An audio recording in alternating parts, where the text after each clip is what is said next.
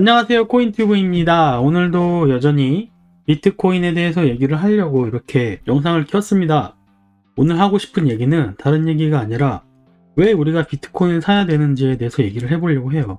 현재 CBBI 차트를 보면 비트코인 지수가 24네요. 24면 높지는 않죠. 얼마 전에 제가 확인했을 때는 0이었었거든요. 근데 24까지 올라왔어요. 갑자기 비트코인 오르면서 24까지 올라왔는데 거의 바닥을 찍었다고 봐도 무방할 정도죠. 뭐 결론적으로 보면 여기서 이렇게 떨어지던 올라가던 어쨌든 몇 년 동안은 이 자리까지 올라올 수밖에 없다고 제가 생각을 하거든요. 몇 년이라고 하면은 뭐 1, 2년? 한 2년 정도 잡아야겠죠? 보시면 여기서부터 여기가 2018, 19년부터 여기 피크를 찍을 때까지 2년이 걸렸어요. 여기서도 바닥을 찍고 다시 피크를 찍는 데까지 1년, 2년, 3년이 걸렸죠.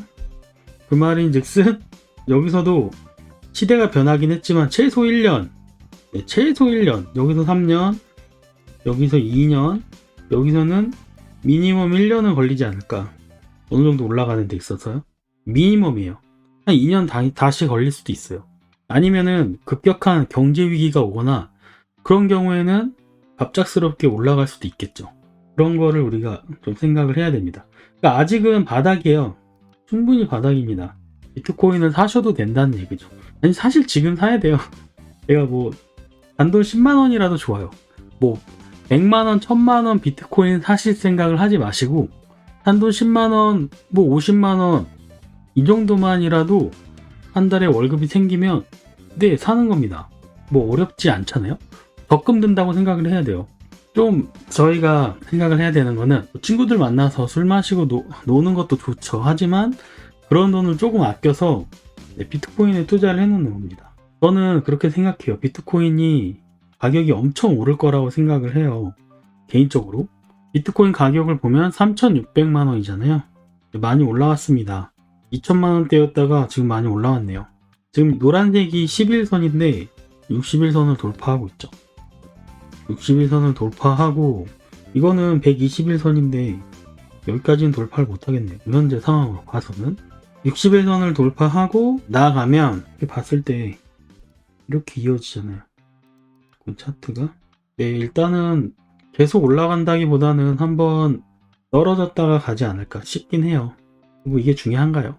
저희는 지금 이게 중요한 게 아니라 일단 방향은 꺾인 건 맞아요. 이쪽 방향으로 꺾여서 올라가는 건 맞는데 이제 올라갔다 떨어졌다 올라갔다 떨어졌다 하면서 올라가겠죠. 서서히. 그 기간이 아까 말씀드린 것처럼 내가 1년이 걸릴지 2년이 걸릴지 모른다는 거죠. 근데 3년은 안 걸릴 것 같아요. 3년은 절대 안 걸리고 지금 23년이니까 여기서 2025년 이때쯤에는 거의 피크를 찍어야 되는 상황이 오는 거니까 엄청 오를 것 같아요. 근데 여기서 변수가 있어요. 세계적으로 경제 위기가 엄청나게 크게 오고 있거든요. 지금 미국에서 터지는 은행들 사건들만 봐도 심상치가 않죠. 스위스 쪽에서도 지금 은행 문제가 생겼죠.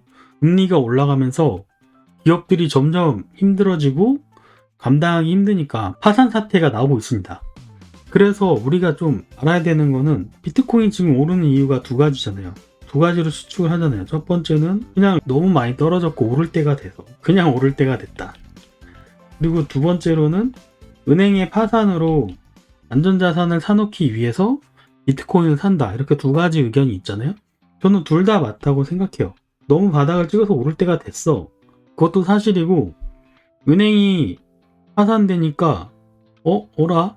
이 돈을 어떻게 안전하게 쥐고 있지? 금은 살 수는 없고 즉 금은 실물로 사야 되는데 금괴를 사놓고 이런 거는 말이 안 되잖아요. 지금 시대에. 그래서 비트코인을 사는 거죠. 그렇기 때문에 지금 비트코인 가격이 오르는 모습을 보여주는데 뉴스 기사가 은행 때문에 불안해서 비트코인을 산다. 이런 기사는 매우 긍정적이라고 생각을 합니다. 사람들에게 각인을 시키는 거죠. 비트코인 믿는 사람들은 항상 얘기를 했잖아요. 나중에 위기가 오면 비트코인이 강세가 될 거고 그때 가서 사면 늦는다. 그러니까 지금부터 비트코인을 사놔야 된다라는 것을 우리는 알고 있었죠. 이미 옛날부터 얘기를 했었죠. 비트코인을 믿는 사람들은. 하지만 이제서야 그게 퍼지기 시작하는 거예요. 대중들에게 이제서야 그 내용이 퍼지게 되고 인지하게 되는 효과? 그러니까 그냥 오를 때가 돼서 오른 거지만 은행이 파산해서 올랐다라고 얘기를 해주는 것 자체도 되게 좋은 긍정적인 효과라는 거죠. 그럼 실제 나중에 위기가 생겼을 때 엄청나게 오를 거예요. 왜냐면 이런 걸 밑밥을 깔아놨을 때 나중에 진짜 경제 위기가 닥쳤어. 막 줄도산하고 은행들이 막 파산을 할 때 이런 사실을 알고 있으면 사람들이 제일 먼저 생각하는 게 뭘까요? 금? 은? 아니에요. 비트코인을 바로 생각할 거예요. 왜냐면 비트코인은 손쉽게 살 수가 있거든요. 금, 은은 일반인들이 뭐 쉽게 살 수가 없잖아요. 솔직히 말해서. 인터넷만 있으면 어디서든지 쓸 수 있는 자산이기 때문에 비트코인이 진짜 금과 같은 역할을 할 겁니다. 지금 전 세계적으로 봐도 우리나라도 그렇고 그걸 하고 있잖아요. 지금 전 세계적으로 CBDC 운동이 있어요. 한국도 지금 CBDC를 한국은행에서 한다고 얘기를 하고 있죠. 준비를 하고 있죠. 유럽도 10월달 올해 10월에 결정 난대요. 유럽은행 총재가 얘기를 했어요. 인터뷰 중에 10월에 결정이 날 거니까 기다려봐라 라고 얘기를 했었고, 미국도 사실 준비를 하고 있잖아요. 미국도 CBDC 뭐 긍정적으로 생각을 하고 있습니다. 전 세계적으로 지금 코로나 이후로 디지털 화폐가 되게 급속도로 퍼지고 있는 상황이죠. 우리나라도 사실 뭐 블록체인 뭐 화폐 어쩌고저쩌고 이게 안 좋다라고 처음에는 어그로 끌고 하다가 결국에는 하고 있어요. 근데 여기서 이제 사람들이 두려워하는 게 그럼 비트코인은 없어지는 거 아니냐, CBDC가 하면 비트코인은 어떻게 되는 거냐, 이거 죽는 거 아니냐 라고 생각을 하실 텐데, 과연 그럴까요? 과연 죽을까요? 왜냐면 CBDC든 뭐 비트코인이든 뭐든지 기축통화가 있어야 돼요. 달러가 그 역할을 할까요? CBDC 달러가? 힘들 것 같아요. 저는 미국에 불명이 무슨 큰일 터집니다. 경제 위기가 닥치던 뭐 전쟁이 나던 사이버 테러를 당해서 미국 전역이 인터넷이 마비되고 뭐 공공기관 이런 데들이 힘들어지고 그런 와중에 실제로 전쟁도 날 수 있다고 생각을 해요. 미국의 패권은 분명히 무너집니다. 이건 그럴 수밖에 없는 게 세계 리더들이 그렇게 하고 있어요. 근데 뭐 일루미나티니 무슨 프리메이슨이 하는 뭐 세계 경제 포럼 있잖아요. 걔네들이 지금 하는 얘기가 미국의 패권을 무너뜨리겠다라고 대놓고 얘기는 하진 않지만 돌려서 얘기하죠. 미국의 패권은 무너질 것이고 여러 나라들이 통치하는 시대가 온다. 패권을 가지고 라고 대놓고 얘기를 하고 있어요. 사람들이 매번 하는 얘기가 있어요. 사이버 테러를 계속 얘기한다는 거죠. 얘네들이. 그럼 사이버 테러가 일어나면 무슨 일이 생기냐? 미국이 진짜 마비가 와요. 미국 경제가 어마어마하게 무너질 겁니다. 미국만 무너지냐? 전 세계적으로 난리가 나겠죠. 대공황이 옵니다. 그럼 진짜 비트코인의 진가가 발휘될 거예요. 이런 일이 왜 벌어지냐? 이 사람들은 빠르게 디지털 사회를 만들고 싶은 거예요. 디지털 사회를 빠르게 만들어야 자기네들이 원하는 세상을 만들고 자기네들이 통제할 수 있는 세상을 만들기 때문이죠. 지금 한국 사람들도 CBDC 만든다고 하니까 벌써 댓글들 보면 다 악플이에요. 무슨 악플이냐면 CBDC 생기면 사람들 그 거래 내역 통제되고 현금을 못 쓰게 되고 사람이 돈 쓴 내역을 다 정부에서 모니터링 하는 거 아니냐? 정부에서 맞다고 얘기를 해요. 전 세계적으로 정부에서 CBDC를 하는 이유가, 특히 중국 사회주의 국가들이 하는 이유가 그 돈의 흐름을 파악해서 검은 돈을 막으려고 하는 거죠. 검은 돈이 없어져야 세금도 제대로 걷고 탈세 다 못하게 하겠다. 이건 결국에는 돈을 마음대로 못 쓰게 만드는 거야. 지금 벌써 유럽에서는 뭐더라? 현금 1000유로인가? 1000유로 이상 그냥 함부로 쓰면은 그게 법이 어긋난다고 하던데요. 1000유로 이상 쓰면은 페널티가 있대요. 이거 유럽은행 총재 인터뷰에서 봤어요. 그 정도로 지금 현금 사용을 못하게 하고 있는 상황입니다. 그래서 유럽 사람들이 엄청 반발하잖아요. CBDC 하지 말자고. 근데 왜냐면 유럽 사람들 좀 데모도 많이 하고 한국 사람은 틀리게 반항을 많이 하죠. 재밌죠? 흘러가는 게 재밌습니다. 그럼에도 불구하고 유럽에서는 일단 10월에 CBDC를 어떻게 할지 결정을 하겠다라고 얘기를 하고 있는 상황입니다. 결국엔 될 거예요. 그렇게 될 수밖에 없어. 사람들은 디지털 사회를 싫어해요. 디지털 사회. 왜냐면 자기네들이 나부터도 모니터링 당하는 거 싫고, 내가 뭐 샀는지, 내가 돈을 얼마 쓰는지 정부에서 그걸 일일이 다, 지금도 솔직히 우리가 몇 천만 원 뭐 큰 돈을 옮기면 벌써 금감원에 보고가 되죠. 근데 그게 그 정도를 떠나서 몇만 원, 내가 100원 쓰는 것까지도 다 체크가 될 텐데, 블록체인으로 하게 되면 누가 좋아하겠어요? 아무도 안 좋아하겠죠. 근데 그런 시대는 100% 옵니다. 그렇기 때문에 사람들이 싫어하니까, 사람들이 싫어하면 강제로 해야겠죠. 강제로 하기 가장 좋은 게 경제위기, 전쟁, 이런 것들이죠. 뭔가 큰 이벤트가 있어야 돼요. 우리 디지털 사회에 앞당긴 것 중에 하나가 뭔가요? 바로 코로나죠. 코로나가 우리 디지털 사회를 당기고 있습니다. 왜냐면 코로나 이후에 사람들이 오프라인 활동보다는 온라인 활동 비율이 되게 많이 올라갔어요. 단편적으로 넷플릭스만 봐도 우리가 넷플릭스 보고 영화관 안 가요. 근데 이게 코로나 이전에는 그래도 사람들이 영화관 많이 갔거든요. 저부터도 가끔씩 영화관 갔어요. 하지만 지금은 그냥 안 가는 게 습관화가 됐어요. 코로나 이후로. 그리고 실제로 최근 뉴스들 보면 영화 관계자들이 얘기를 해요. 지금 너무 심각할 정도로 사람들이 극장에 가서 영화를 안 본다. 그래서 지금 영화 산업이 힘들다라고 얘기를 하더라고요. 하지만 반대로 넷플릭스나 그 OTT 서비스는 오히려 뜨고 있죠. 이게 지금 현실입니다. 그러면 재미난 뉴스를 제가 하나 오늘은 얘기를 해보려고 왔어요. 무슨 얘기를 할 거냐면 왜 미국에 문제가 일어날 거라고 생각을 하느냐, 그 증거 자료죠.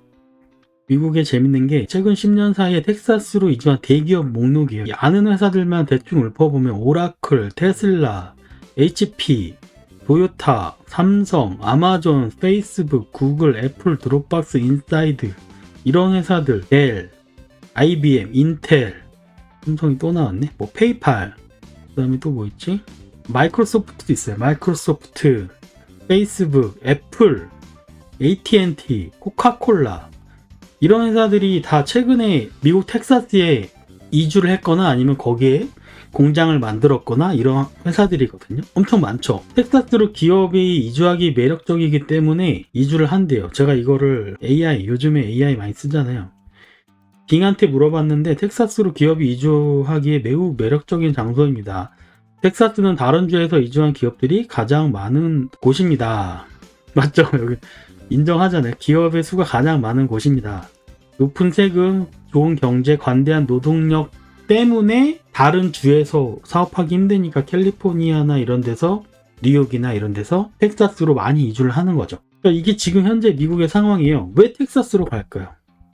재밌죠? 미국에서 안전한 지역 검색해봤어요. 그것도 빙챗으로 물어봤는데요. 미국에서 안전한 지역은 없습니다. 지진으로부터 안전한 지역 없대요. 네, 당연히 없겠죠.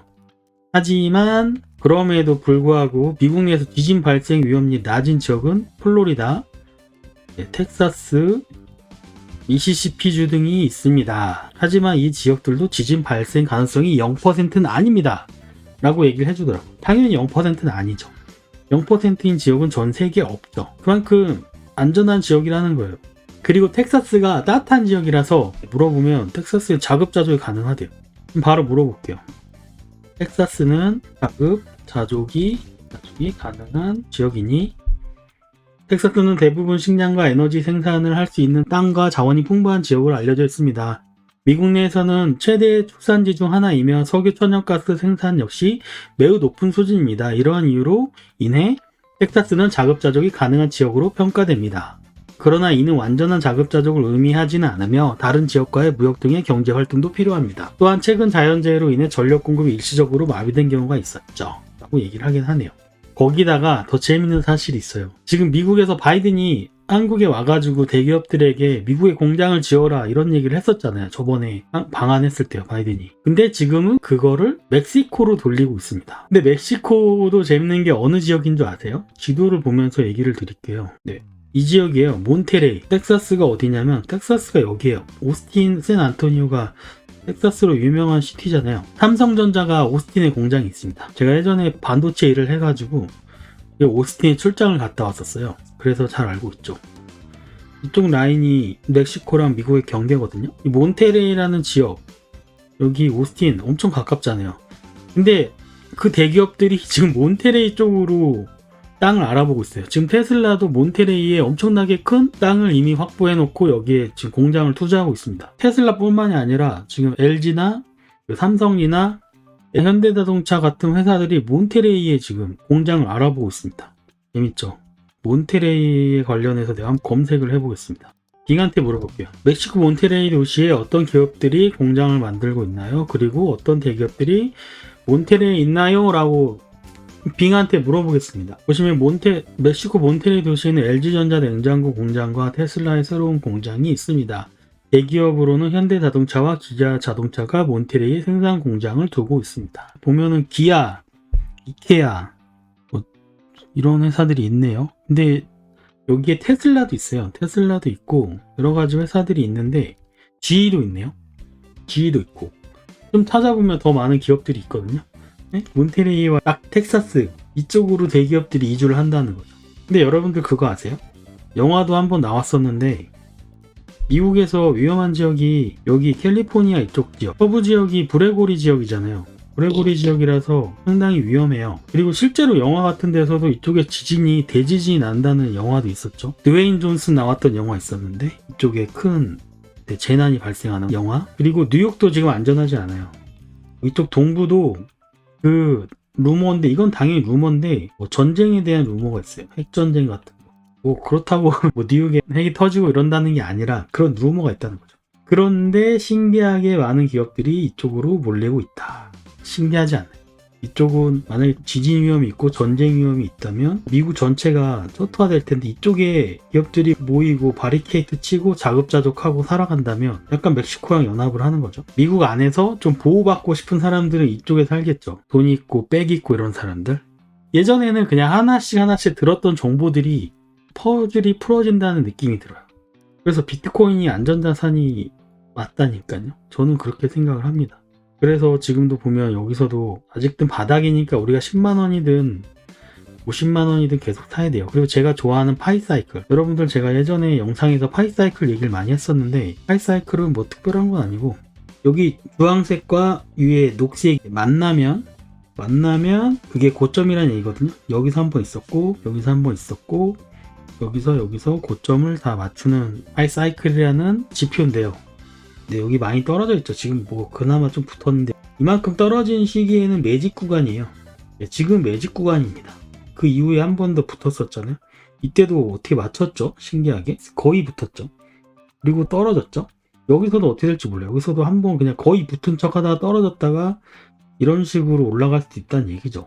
아무도 몰라요, 이거는.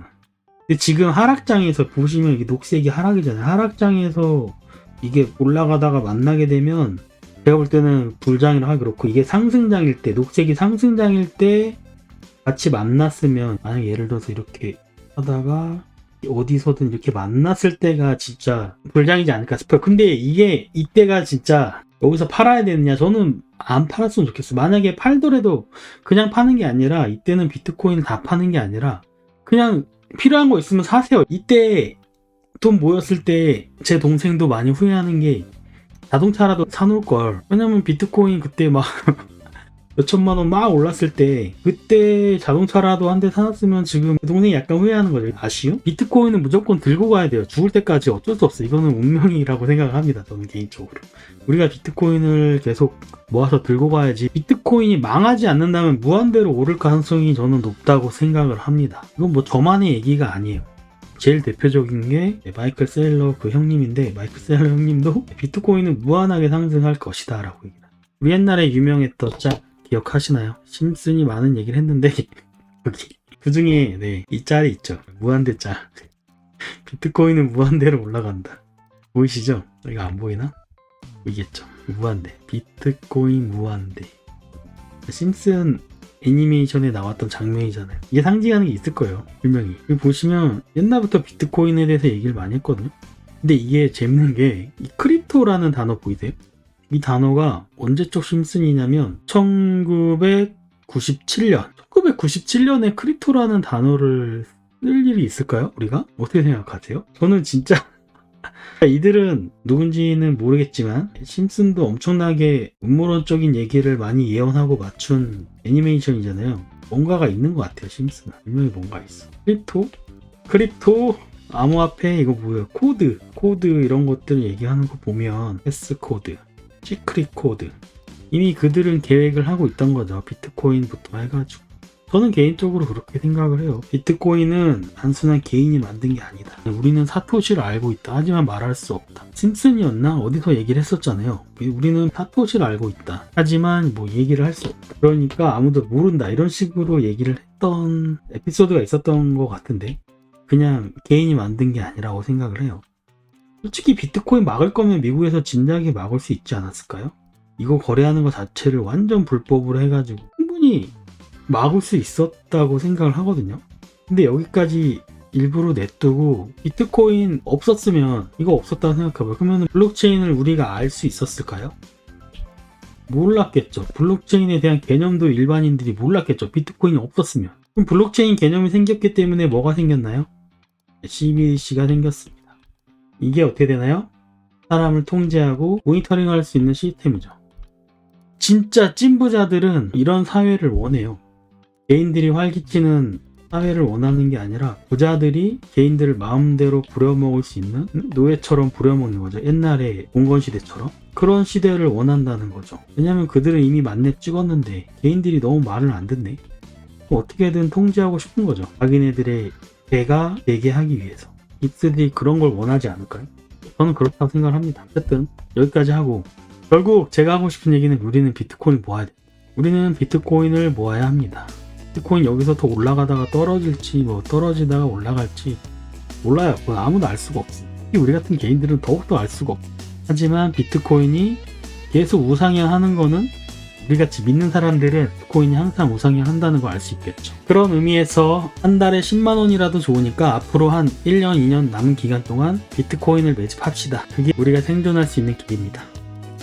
비트코인은 생존을 위한 도구입니다. 투자가 아니에요. 오늘 여기까지 하고 다음 영상에 또 찾아뵙겠습니다. 감사합니다.